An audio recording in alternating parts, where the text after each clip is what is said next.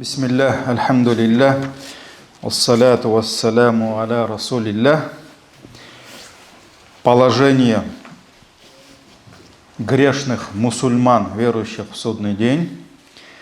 И мы с вами говорили про незаконное присвоение военной добычи, трофея. Сюда же ученые включают и незаконное присвоение общественного имущества, государственного имущества, сегодня уж можно сказать, чиновниками, то есть когда народ доверяет кому-то общую казну, общее государственное имущество, общественные средства, и они, пользуясь своими полномочиями, они их присваивают. Ученые говорят, что это то же самое, как присвоение трофея. И также мы с вами говорили про незаконное присвоение земли. Пророк, саллаллаху алейхи вассалям, сказал: тот, кто присваивает землю, не имея на то никаких прав, то в судный день он провалится за это сквозь 7 земель. Этот хадис в сборниках имама Аль-Бухари. Следующий грех, за который человек понесет наказание и позор именно в судный день, потому что мы с вами перечисляем те грехи, за которые человека ждет специальное наказание именно в судный день. Потому что есть грехи, за которые отдельно пророк, алейхиссаляту вассалям, предостерегал наказание в этой жизни. Есть грехи, за которые пророк, алейхиссаляту вассалям, предостерегал наказанием именно в могиле. То есть человек понесет наказание именно в могиле. Есть грехи, за которые человек понесет наказание именно в судный день. Вот как раз мы такие грехи перечисляем. Следующий грех – это лицемерие, двуличие. Двуличие, нифак. То есть мы должны понимать, что самыми скверными людьми в судный день, несомненно, будут те, которые будут приходить к этим людям с одним лицом, а к другим людям с другим лицом. То есть у них никогда не будет своих принципов, своих правил, своего мнения. Они будут постоянно менять свое поведение, позицию. Они будут подделываться под каждого, с кем ему выгодно. Да, здесь пришел сегодня этот царь, он идет к этому царю. Да, вчера коммунист, сегодня единорос, завтра еще кто-нибудь. Да? Каждый раз.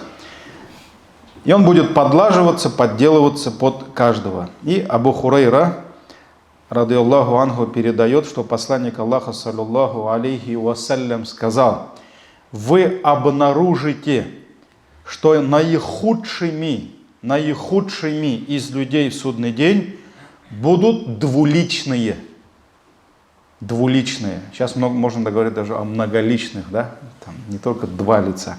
Двуличные, которые к этим приходили с одним лицом, а к тем другим приходили с другим лицом. Этот хадис в сборниках имама Аль-Бухари и Муслима.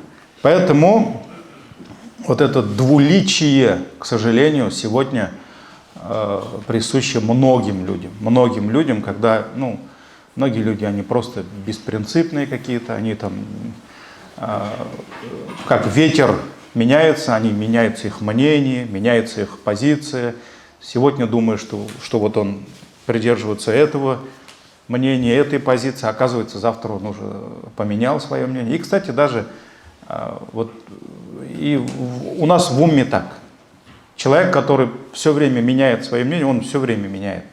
Вчера он джихад кричал, сегодня он совсем другое кричит. Вот поэтому, как пророк, алейхиссаляту вассалям, сказал: халякаль мутанаттиун, то есть погибли, то есть перегибающие, то есть те, которые сегодня здесь перегибают, они там перегибают, поэтому каждый раз у них все меняется. И вот В некоторых хадисах упоминается о том, что у таких людей, двуличных людей, в судный день будет язык из пламени. То есть у них, как в наказание им, Аллах даст им язык из пламени. Аммар ибн Ясир, радыяллаху анхума, пусть Аллах будет доволен и Аммаром, и его отцом, передает, что посланник Аллаха, саллаллаху алейхи вассалям, сказал: у того, кто был двуличным в этом мире, в судный день будет язык из огня. В судный день будет язык из огня. Поэтому, дорогие братья, двуличие – это один из наихудших качеств, к сожалению, которые присущи немалым людям. О двуличии можно говорить много, но у нас времени не так много, поэтому идем дальше. Следующий грех, за который понесет человек в судный день, это грех, который касается руководителей, правителей, которых народ избрал, чтобы они защищали права народа, чтобы они боролись за интересы народа, да? Но они отгораживаются от них. То есть они отказываются от них.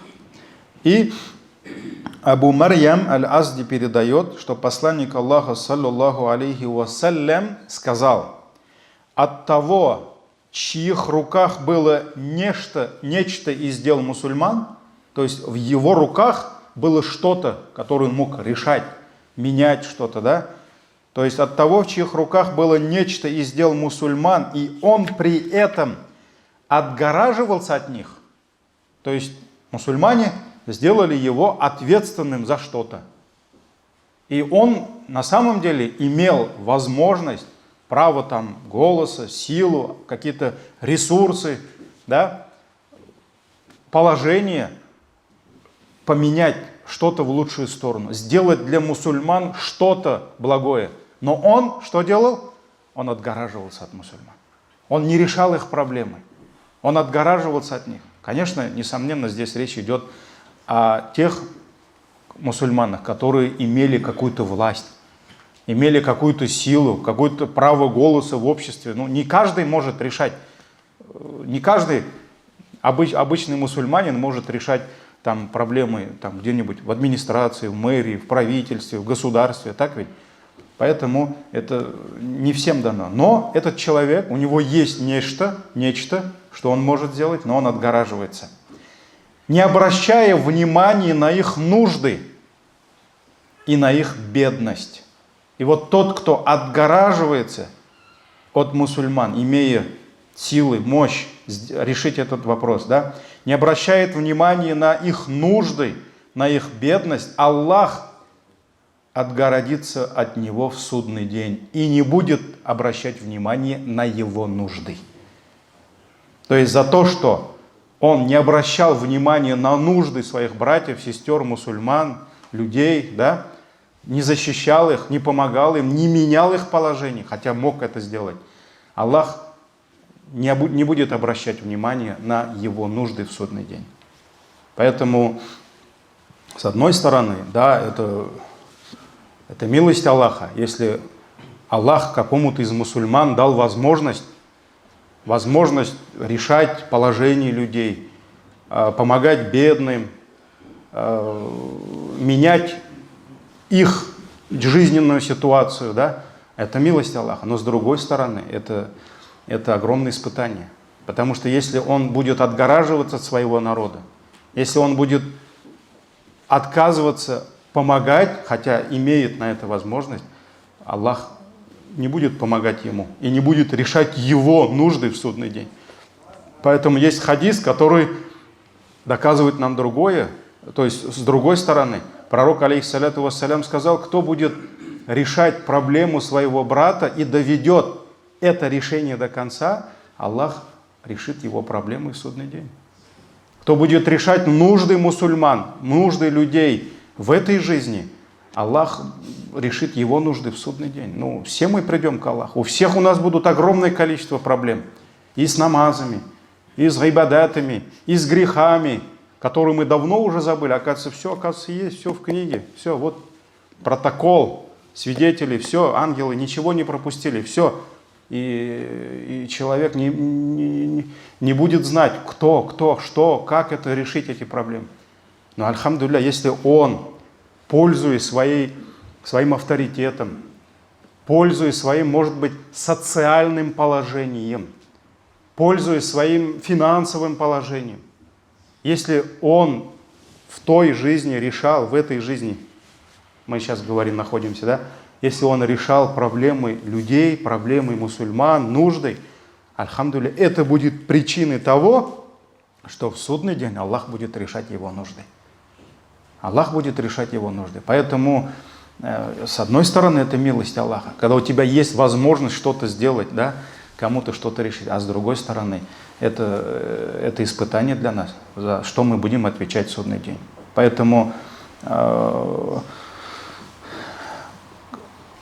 бывают моменты, когда обращаешься с вопросами мечети, каких-то семей, бывает разные, да, иногда вот заходишь к какому-то чиновнику, да, Фалян Фалянович, вот у нас проблемы, вот надо решить с этой семьей, еще что-то. И он говорит, я, это не решаю. И был даже момент, когда я говорю, вы меня извините, говорю, вот кресло, которое вы занимаете, да, вы будете отвечать за это кресло.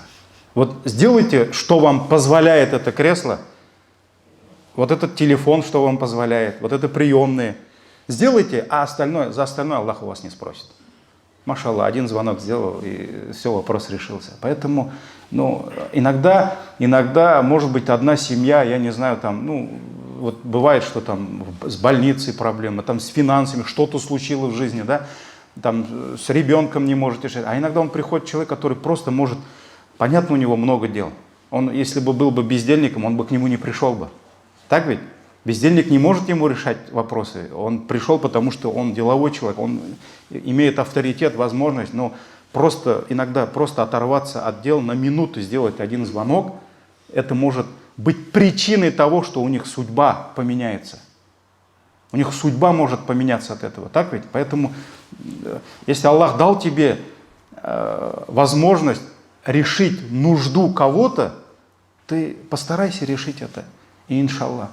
Аллах, бывает так, что кому-то решаешь, а он тебе и спасибо не скажет. Это тоже бывает, да? Но мы же ради Аллаха делаем это.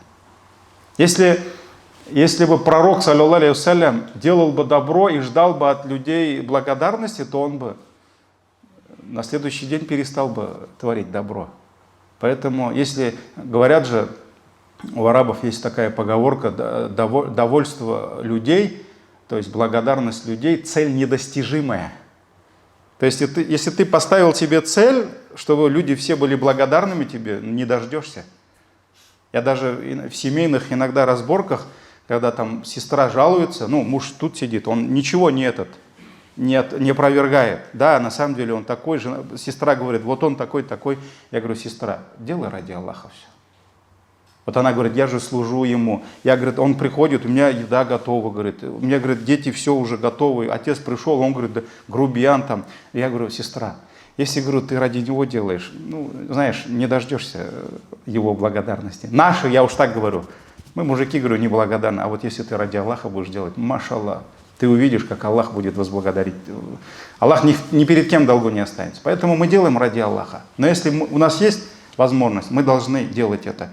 Иншаллах, это будет причиной того, что Аллах будет нам наши проблемы решать в судный день. Следующий грех. Обеспеченный человек, который просит милостыню у людей. То есть он прикидывается бедняком, прикидывается больным, немощным и просит у людей милостыню, хотя он не является таковым. Он не является таковым, которым себя показывает. Абдуллах ибн Мас'уд, радийаллаху анху, передает, что посланник Аллаха, саллаллаху алейхи вассалям, сказал, кто станет просить у людей, имея при этом то, чего ему и так хватает, то есть он говорит, дайте мне на хлеб, а ему на хлеб хватает. дайте мне на еду, а ему на еду хватает. И он говорит, дайте мне на одежду, на одежду ему хватает. Поэтому пророк, алейхиссаляту вассалям, сказал, кто станет просить у людей, имея при этом то, чего ему и так хватает, его вот это попрошайничество превратится в судный день в царапины, раны на его лице. То есть мы увидим людей, не дай Аллах, чтобы мы были из их числа, да? Мы увидим людей, которые придут в судный день с разорванными в клочья лицами. Вот так разорванными. И мы поймем там, мы вспомним хадис, и поймем, что это человек, который ходил и просил милостыню, хотя он не нуждался в этом. Поэтому ислам запрещает попрошайничать, когда человек не нуждается в этом. И люди спросили, я Расуль Аллах, а сколько ему достаточно? А сколько? Вот пророк, алейхиссаляту вассалям, сказал, он просит то, чего у него есть. И люди спросили, а сколько ему достаточно? Он ответил, 50 дирхамов или золота, равного от стоимости 50 дирхамам. Абу Дауд, Ан-Насаи, Тирмизи, Дарими, это достоверный хадис. Поэтому, дорогие братья, здесь, конечно, у каждого века, у каждого общества, у каждого времени, у каждого государства есть свой достаток. Поэтому человек, который, может быть, сегодня живет, казалось бы, в страшных бедственных условиях, да, если его взять вот так, в 7 век, во время сподвижников перевести, может быть, он там как царь жил бы, да, или наоборот. Поэтому каждое время, каждое общество определяет свой достаток и свое состояние, когда ему, может быть, уже разрешено просить. Поэтому, не дай Аллах, чтобы Аллах оставил нас на тот день, когда мы будем просить у кого-то. Поэтому мы должны понимать и воспитывать детей в том духе, что ядуль улия хайрум мин ядус суфля. Вот это правило мусульманина. Ядуль улия, то есть верхняя рука, лучше, чем нижняя рука. Нижняя рука та, которая просит, а верхняя рука та, которая дает. Поэтому дай Аллах, чтобы мы, наши дети, наши предки давали, а не просили. Поэтому субханак Аллахума бихамдик, шаду ла илляха илля анта, астагфирука ва атубу илейк. Ассаляму алейкум ва рахматуллахи ва баракатух.